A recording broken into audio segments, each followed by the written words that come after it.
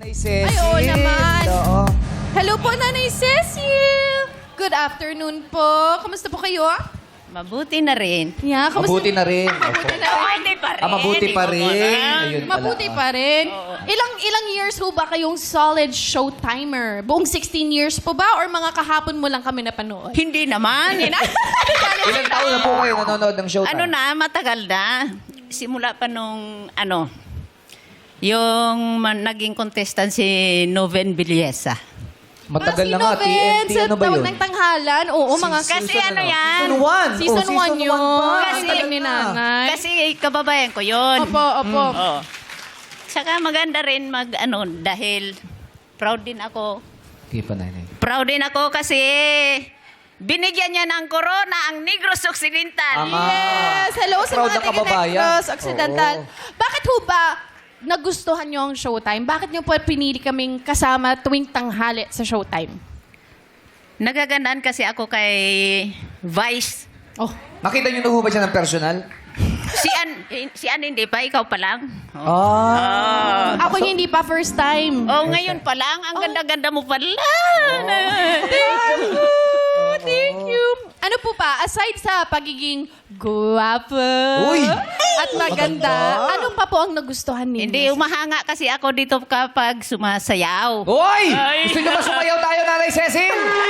Ha? Music, music, Ayan! Ayun, sayo kayo together. Ah! Oh, ay! Yeah. Ah? Ang cute na. No, nanay. Ha? Ano ha? Napagod na ako. Napagod. Kata music, kata music. Napapagod na. Ilang taon na ba ho kayo? Ilang taon na?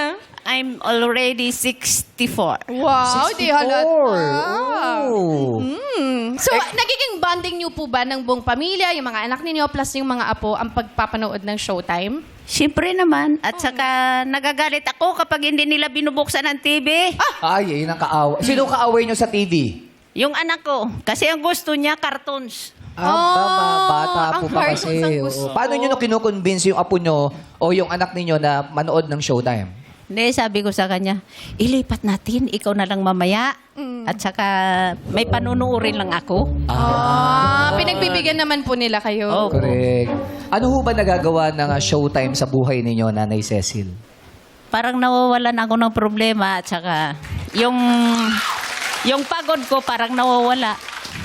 Kumbaga, panandalian po, nawawala po ang mga pinagdadaanan sa buhay. ano? Oo.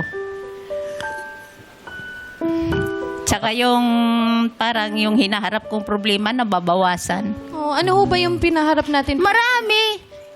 Sorry po. Kasi naungkat pa natin eh. Ayaw niya nga maalala. Kaya nga siya nandito. Para makalipos sa problema. Tapos tatanong mo ano yung problema niya. Kung wala kaming bigas, di problema yun, di ba? Tama. Wala kayong bigas.